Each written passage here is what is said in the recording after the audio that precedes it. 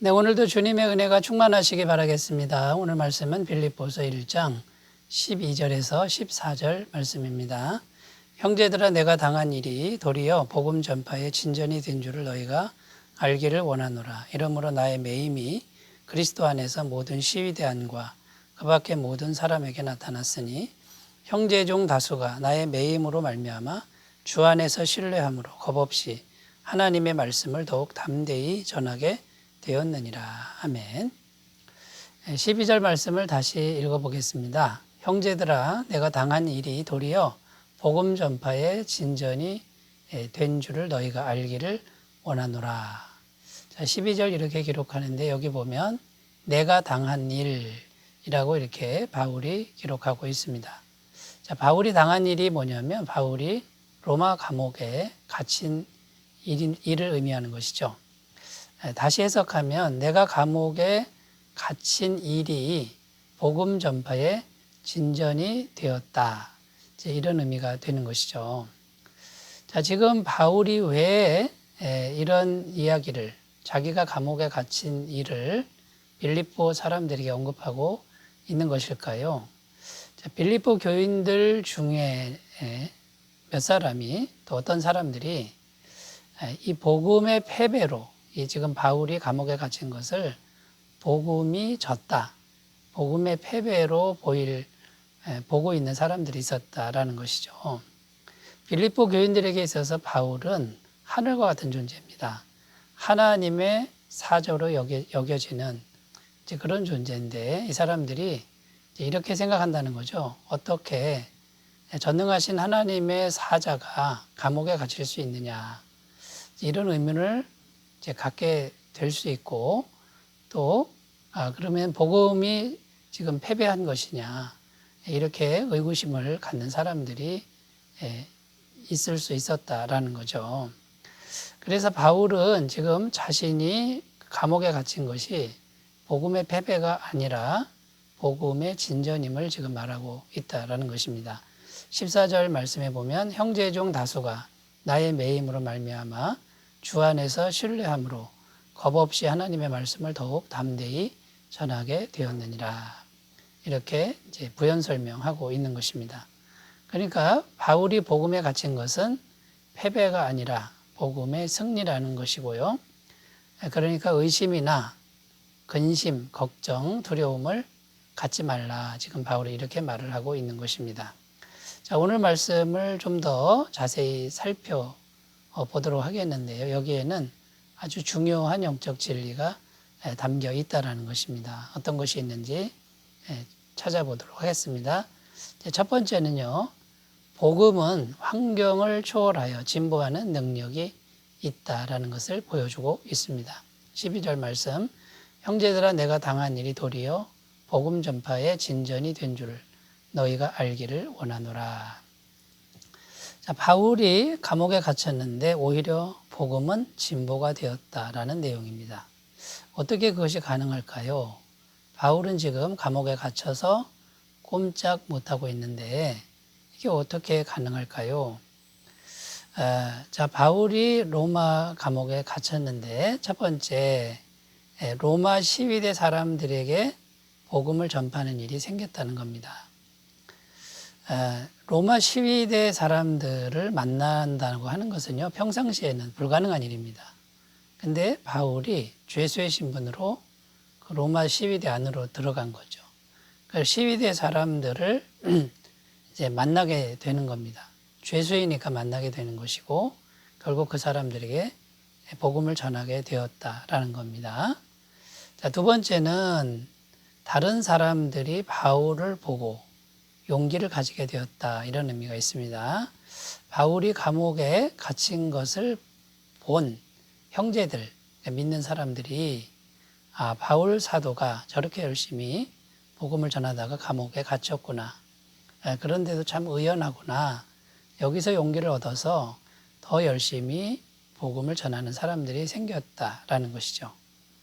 그러니까 로마 시위대 안에도 복음의 진전이 일어났고, 로마 시위대 밖에도 연약한 형제들이 담대한 믿음을 가지고 이제 복음을 열심히 전파하는 이런 복음의 진전이 일어났다라고 지금 말하고 있는 것입니다. 여러분 사도행전 8장에 가보면 예루살렘 교회에 큰 핍박이 일어났다 이렇게 증언하고 있는데요. 사도들 외에 성도들이 다 흩어지는 그런 일이 기록되어 있습니다. 복음이 끝장난 것 같고 이제 교회가 없어지는 것 같은 이제 그런 상황이 발생했습니다. 그런데 여러분 결과가 어떻게 되었습니까? 복음은 더 확장됐고 교회는 더 부흥했다라고 성경은 증언하고 있는 것입니다. 핍박 때문에 흔들리긴 했습니다만 흩어진 사람들이, 흩어진 하나님의 성도들이 가는 곳마다 복음을 전했습니다. 그래서 땅끝까지 이 복음이 확장되고 가는 곳마다 교회가 세워지는 놀라운 역사가 일어났다고 성경은 증언하고 있는 것이죠. 결국은 기독교를 그렇게 핍박하던 로마 제국마저 기독교를 로마의 국교로 정하는 이제 그런 결과가 생겨났다라는 겁니다. 여러분 복음은 불길과도 같습니다. 누군가 가두려 하거나 때리면 더욱 퍼지는 이제 그런 성질이 있고요. 복음은 물과도 같습니다.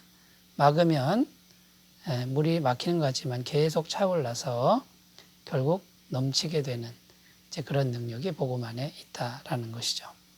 그래서 바울은 언제나 담대히 선포하고 있습니다. 디모데후서 2장 9절입니다. 복음을 인하여 내가 죄인과 같이 매이는 데까지 고난을 받았으나 하나님의 말씀은 매이지 아니하니라. 자신의 육체는 매이지만 복음은 절대로 매이지 않는다. 복음을 붙잡아둘 세력이 없다라고 지금 선포하고 있는 것입니다. 여러분 우리에게도 이제 복음, 구원의 복음, 구원의 말씀이 주어져 있죠. 여러분 이 복음에 대한 확신을 가지고 때를 얻든지 못 얻든지 늘 전하시는 귀한 삶이 되시기 바라겠습니다.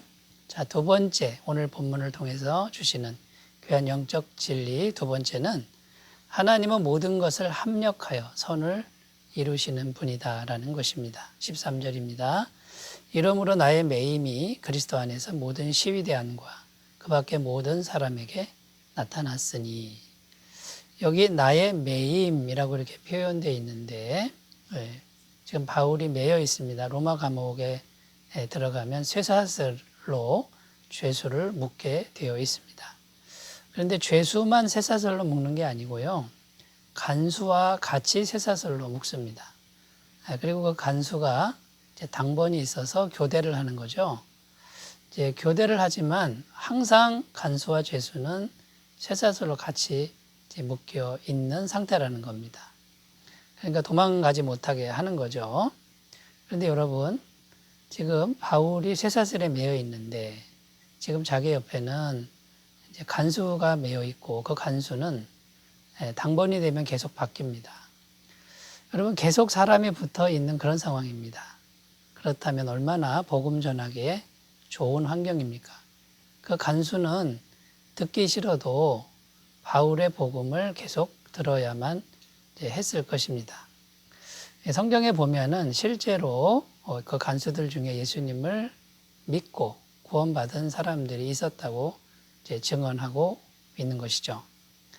오늘 말씀에도 보면 나의 매임이 그리스도 안에서 모든 시위대안과 그 밖의 모든 사람에게 나타났으니, 그러니까 믿는 사람이 생겨났다라는 의미고요. 또 빌립보서 44장 22절에도 보면 모든 성도들이 너희에게 문안하되 특별히 가이사집 사람 중 몇이라. 여기 보면 가이사집 사람 중 몇이라. 이 가이사가 시저입니다. 로마 황제를 의미하는 거죠. 결국은 왕궁 안에 있는 사람들, 그 왕궁 안에 있는 신하들 중에 믿는 자가 나타났다라고 지금 말을 하고 있는 것입니다. 그러니까 여러분, 쇠사슬에 매이는 이 바울의 모습을 생각해 보십시오. 그러면 절망이고 지금 뭔가 막힌 것 같고 지금 패배한 것 같지만 하나님은 그 모든 것을 사용하셔서 합력하셔서 선을 이루고 계시는 것을 알 수 있다라는 겁니다. 로마서 8장 28절 우리가 알거니와 하나님을 사랑하는 자 곧 그 뜻대로 부르심을 입은 자들에게는 모든 것이 합력하여 선을 이루느니라 이렇게 선포하고 있습니다. 그러므로 여러분 우리가 하나님과 함께 있는 것이 분명합니다. 영원토록 함께 하십니다. 자, 그러면 우리에게 쇠사슬에 매이는 것 같은 그런 힘든 일이 생길 수 있습니다만 하나님은 그것을 통해서 반드시 선을 이루시고자 하는 그런 계획이 있다는 것을 우리가 굳게 믿고 어느 자리에 있든지 늘 복음을 전하고 하나님을 예배하는 귀한 삶으로 나아가시길 바라겠습니다. 자, 세 번째입니다. 오늘 본문을 통해서 주시는 귀한 영적인 교훈 세 번째는 한 사람의 성숙한 신앙의 행위는 주변에 선한 영향력을 끼친다라는 것입니다. 14절입니다. 형제 중 다수가 나의 매임으로 말미암아 주 안에서 신뢰함으로 겁없이 하나님의 말씀을 더욱 담대히 전하게 되었느니라. 여기 보면 형제라고 나오는데 로마에 있는 그리스도인들을 의미하는 것이죠. 그리고 다수가 이렇게 나오는데 아주 많은 숫자라는 뜻입니다.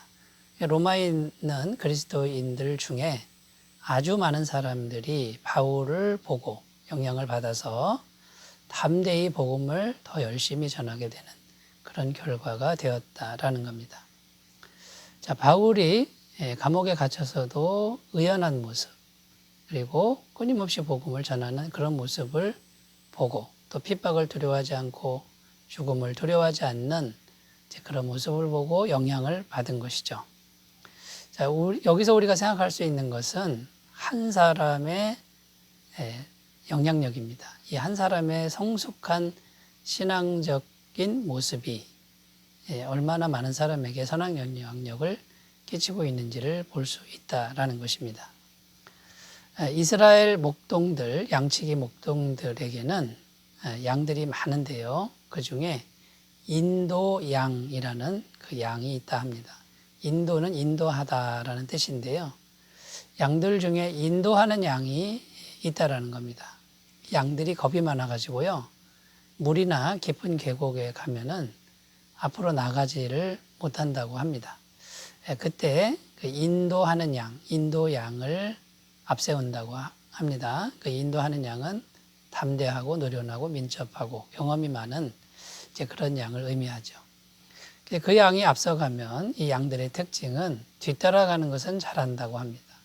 그래서 깊은 물이나 계곡을 잘 통과한다라는 것이죠. 여러분, 성경에서도 이런 대표자 한 사람을 하나님은 꼭 먼저 세우시고 그 사람을 통해서 능력을 베푸시는 것을 볼 수 있습니다. 요셉이라는 야곱의 11번째 아들도 애굽으로 먼저 보내서 국무총리로 삼고 이스라엘 백성을 구원하죠. 모세도 미리 하나님이 준비하셔서 이스라엘 백성을 애굽에서 구원해내는 구원자로 삼으시고요. 다윗도 미리 준비하셔서 위대한 성군이 되게 하시고 사사들을 보면 한 사람 사사를 통하여 하나님이 일하시는 것을 보여준다라는 것입니다. 여러분, 우리 모두 인도하는 양처럼 하나님이 세우시는 귀한 선한 영향력을 끼치는 사람들 다 되시기 바라겠습니다. 기도합니다. 하나님 아버지, 이 복음의 비밀을 우리가 늘 깨달으면서 담대하게 복음의 세계로 나가는 우리가 되게 하여 주옵소서. 예수님의 이름으로 기도드립니다. 아멘. 오늘도 좋은 날 되시기 바라겠습니다. 감사합니다.